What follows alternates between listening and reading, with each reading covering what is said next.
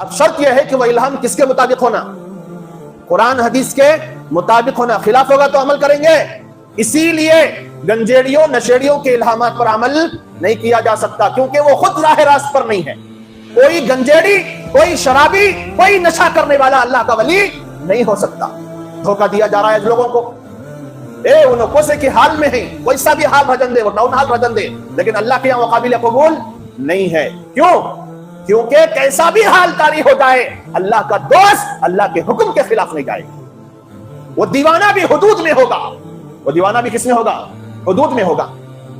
आज लोग कहते नहीं, उन्होंने जरा मजबूत किस्म के लिहाजा नशा कर लेती, कभी चरस पी लेती, कभी अफयूम खा लेती, कभी 90-60 भी ले लेती, और कभी औरतों के गोद में सो जाती, और कभी लुड़काले को थपकती। ये सब चल रहा है ना मार्केट में। ये अल्लाह का दोस्त तो नहीं हो सकता, बाकी सब कुछ हो सकता है। फ्रॉड हो सकता है, धोखेबाज हो सकता है।